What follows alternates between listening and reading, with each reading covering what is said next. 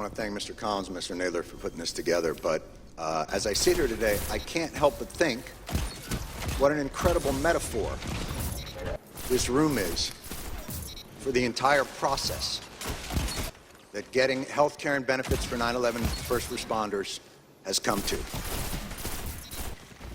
Behind me, a filled room of 9/11 first responders, and in front of me, a nearly empty Congress. Sick and dying, they brought themselves down here to speak, and no one. Shameful. It's an embarrassment to the country, and it is a stain on this institution. And you should be ashamed of yourselves for those that aren't here, but you won't be. Because accountability doesn't appear to be something that occurs in this chamber. We don't want to be here. Lou doesn't want to be here. None of these people want to be here. But they are, and they're not here for themselves. They're here to continue fighting for what's right. Lou's going to go back for his 69th chemo. The great Ray Pfeiffer would come down here, his body riddled with cancer and pain, where he couldn't walk. And the disrespect shown to him and to the other lobbyists on this bill is utterly unacceptable. You know, I used to get, I would be so angry at the latest injustice that's done to these men and women. And, you know, another business card thrown our way as a way of shooing us away. Like children trick-or-treating, rather than the heroes that they are and will always be. Ray would say, "Calm down, Johnny, calm down. I got all the cards I need." And he would tap his pocket.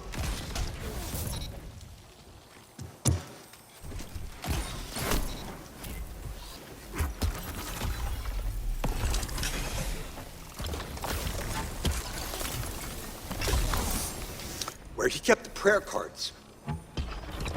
343 firefighters.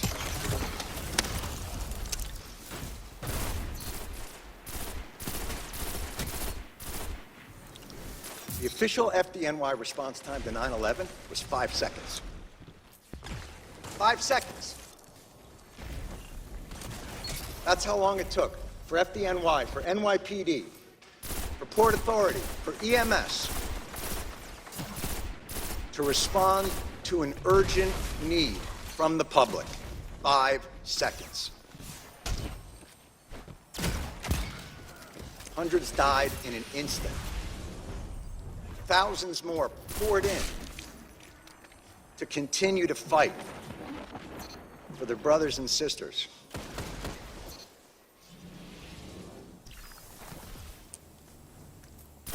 Breathing problems started almost immediately, and they were told they weren't sick, they were crazy. And then, as the illnesses got worse, things became more apparent. Well, okay, you're sick, but it's not from the pile. And then, when the science became irrefutable, okay, it's the pile. But this is a New York issue. I don't know if we have the money. And I'm sorry if I sound angry and undiplomatic, but I'm angry. And you should be too, and they're all angry as well. And they have every justification to be that way. There is not a person here, there is not an empty chair on that stage that didn't tweet out, "Never forget the heroes of 9/11. Never forget their bravery. Never forget what they did, what they gave to this country." Well, here they are. And where are they? And it would be one thing if their callous indifference and rank hypocrisy were benign, but it's not. Your indifference cost these men and women their most valuable commodity, time.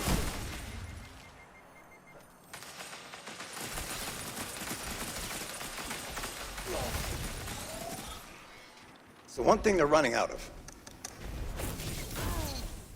This should be flipped. This hearing should be flipped.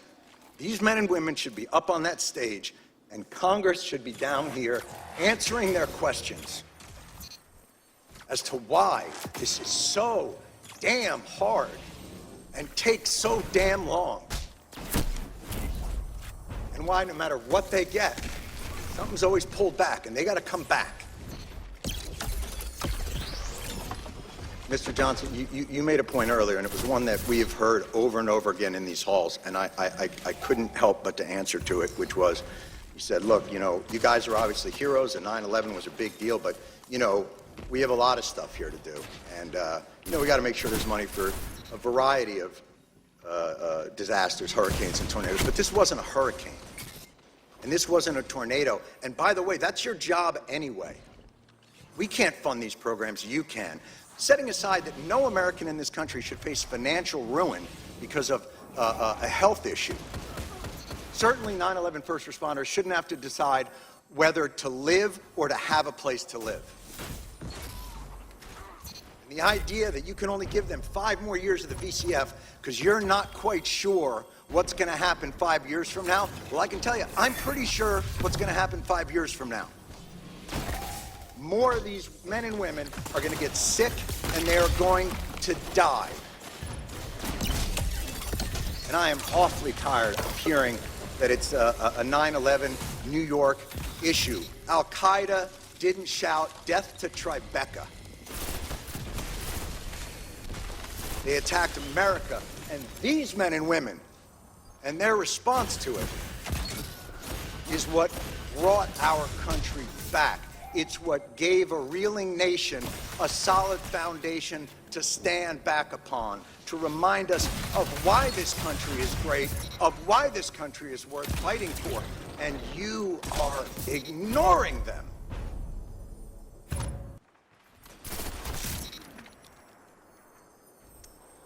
And you can end it tomorrow. Why this bill isn't unanimous consent and a standalone issue is beyond my comprehension. And I have yet to hear a reasonable explanation for why. It'll get stuck in some transportation bill or some appropriations bill and get sent over to the Senate, where a certain someone from the Senate will use it as a political football to get themselves maybe another new import tax on petroleum. Because that's what happened to us in 2015. And we won't allow it to happen again. Thank God for people like John Field. Thank God for people like Ray Pfeiffer. Thank God for all of these people who will not let it happen.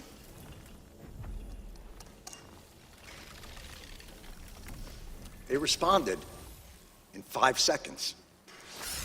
They did their jobs with courage, grace, tenacity, humility. 18 years later, do yours.